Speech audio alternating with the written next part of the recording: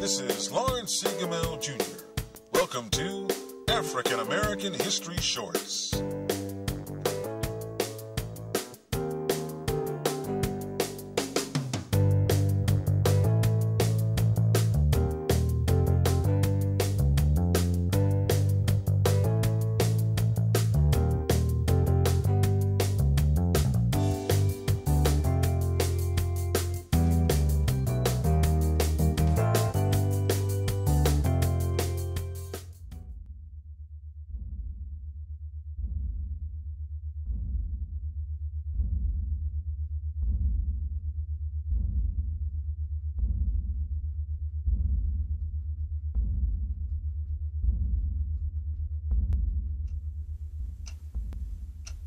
Once more the method of non-violence resistance was unsheathed from its scabbard, and once again an entire community was mobilized to confront the adversary.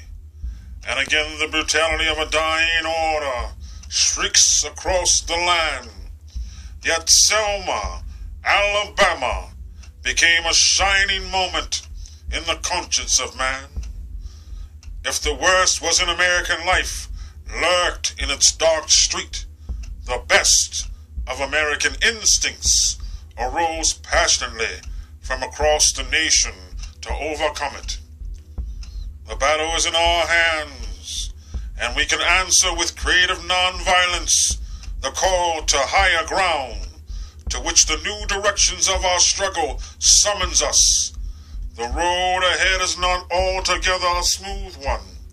There are no broad highways that lead us easily and inevitably to quick solutions, but we must keep going.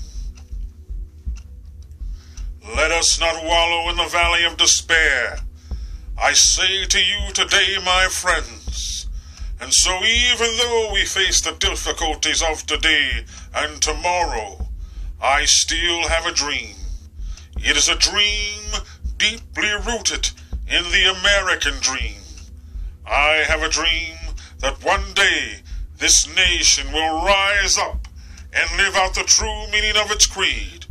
We hold these truths to be self-evident, that all men are created equal.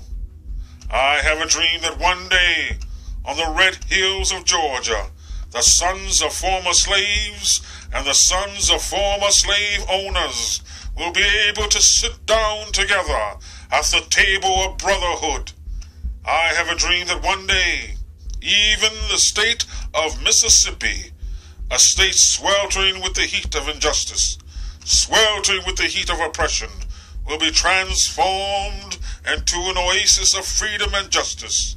I have a dream that my 4 little children will one day live in a nation where they will not be judged by the color of their skin, but by the content of their character.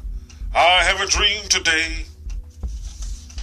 Well, I don't know what will happen now. We've got some difficult days ahead. But it doesn't matter with me now, because I've been to the mountaintop. And I don't mind. Like anybody, I would like to live a long life. Longevity has its place, but I'm not concerned about that now. I just want to do God's will, and He's allowed me to go up to the mountain. I know you're asking, how long will it take? Somebody's asking, how long will prejudice blind the visions of man, darken their understanding, and drive bright-eyed wisdom from her sacred throne? Somebody's asking, when will wounded justice, lying prostrate on the streets of Selma and Birmingham and communities all over the South, be lifted from the dust of shame to reign supreme among the children of men? Somebody's asking, when will the radiant star of hope be plunged against the nocturnal bosom of this lonely night? Plucked from weary souls with chains of fear and the manacles of death. How long will justice be crucified and truth bear it. I come to say to you this afternoon, however difficult the moment, however frustrating the hour, it will not be long, because truth, crushed to the earth, will rise again. How long? Not long, because no lie can live forever. How long? Not long, because you shall reap what you sow. How long?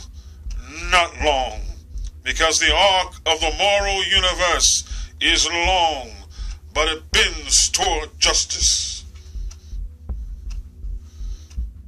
And I've looked over, and I've seen the promised land. I may not get there with you, but I want you to know tonight that we, as a people, will get to the promised land. And I'm happy tonight. I'm not worried about anything. I'm not fearing any man. Mine eyes have seen the glory of the coming of the Lord. From every mountainside let freedom ring.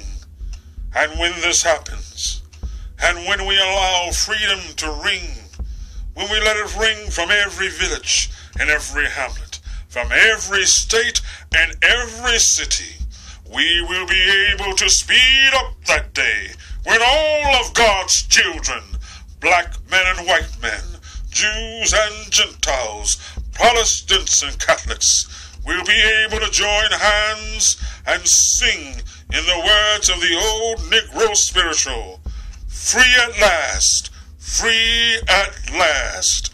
Thank God Almighty, we are free.